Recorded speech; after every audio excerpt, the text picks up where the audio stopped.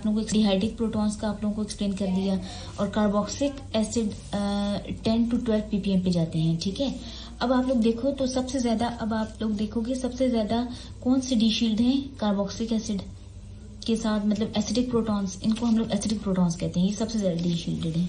तो ये क्यों डी शील्डेड है, ये हम पढ़ते हैं इस फैक्टर के अंदर, हाइड्रोजन बॉन्डिंग के अंदर।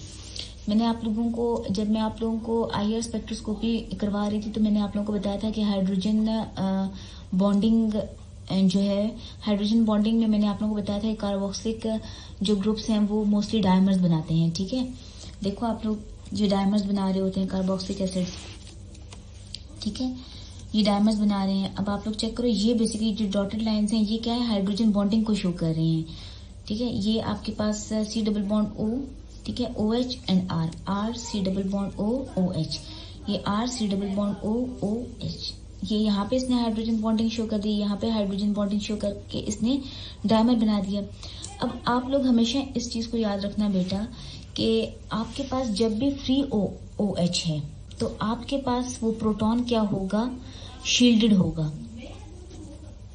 ठीक है, वो आपके पास शील्डेड होगा और वो अपफील्ड रीजन में नजर आएगा, मतलब 0.5 ppm की रेंज में आप लोगों को ये इंतहाई शील्डेड प्रोटॉन है। लेकिन जब भी OH आपके पास जो है वो हाइड्रोजन बॉन्डेड होगा, ठीक है, हाइड्रोजन बॉन्डेड मतलब देखिए ये आपके पास ये जो OH है, ये OH क्या है, हाइड्रोजन बॉन्डेड है, ये क्या है, हाइड्रोजन बॉन्डिंग शो कर रहा है। ये OH देखो आपके पास बॉन्डेड है बेटा, ठीक है, ये फ्री OH नहीं है, ये बॉन्डेड है। तो उस केस में क्या हो जाता है कि हाइड्रोजन बॉन्डिंग क्या करती है, लेंथन्स द OH बॉन्ड। ठीक है, इस OH बॉन्ड को क्या कर देती है, बढ़ा देती है। ठीक है, और एज अ रिजल्ट क्या होता है, which reduces the valence electron density around the proton. ठीक होगी बात। अब क्या होता है कि इस केस में आपके पास जो है वो इस प्रोटॉन के आसपास क्या होती है, इलेक्ट्रॉनिक डेंसिटी जो है वो कम हो जाती है।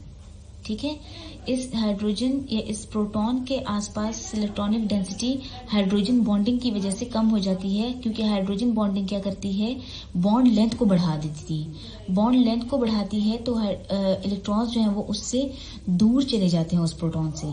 ठीक है, अब आप लोग देखोगे कि ये इतना डी-शील्ड क्यों हुआ, क्योंकि इसमें कोई एक फैक्टर इन्वॉल्व नहीं है, इसमें एक तो हाइड्रोजन बॉन्डिंग का फैक्टर इन्वॉल्व है, दूसरा आप लोग देखो बेटा ये आपके पास ये जो C double bond O group है, कार्बोनिल ग्रुप, ये इंतहाई इलेक्ट्रोनेगेटिव होता है।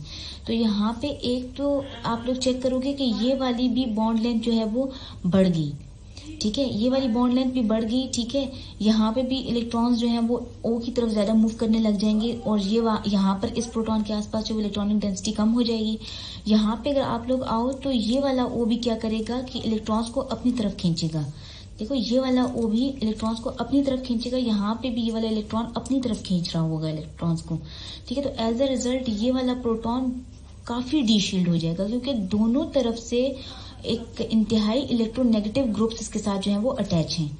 ठीक है, यहाँ पे भी O अटैच है, यहाँ पे भी O अटैच है। एक तो ये दोनों इलेक्ट्रोनेगेटिव हैं, ये इलेक्ट्रॉन्स को अपनी तरफ खींचेगा और ये तो इलेक्ट्रॉन्स को खींचेगा ही खींचेगा, लेकिन यहाँ पर क्या इन्वॉल्व है, एक हाइड्रोजन बॉन्डिंग का फैक्टर भी इन्वॉल्व है, जो बॉन्ड लेंथ को बढ़ा देगा।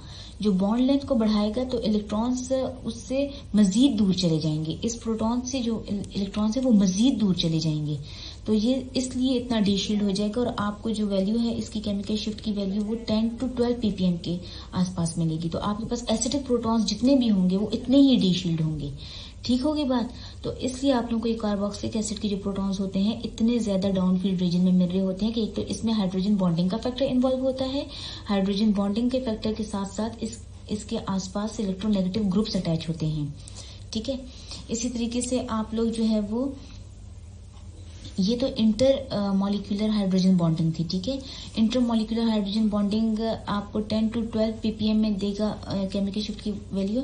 लेकिन अगर आप लोग इंट्रा मॉलिक्यूलर देखोगे ना बेटा, इंट्रा मॉलिक्यूलर आप लोगों को 14 ppm में देगा, क्योंकि इंट्रा मॉलिक्यूलर जो है वो ज्यादा डी-शील्ड करता है प्रोटॉन्स को। ठीक है, इंट्रा मॉलिक्यूलर हाइड्रोजन बॉन्डिंग आपके प्रोटॉन्स को ज्यादा डी-शील्ड करता है, वो 14 ppm के आसपास आप लोगों को मिलेगा। इसके साथ साथ एक फैक्टर जो है वो बेटा मेसोमेरिक इफेक्ट होता है, ये रेजोनेंस फैक्टर होता है। मेरे ख्याल में से वो उसकी डिटेल्स में जाने की जरूरत नहीं है। आई थिंक आपके लेवल तक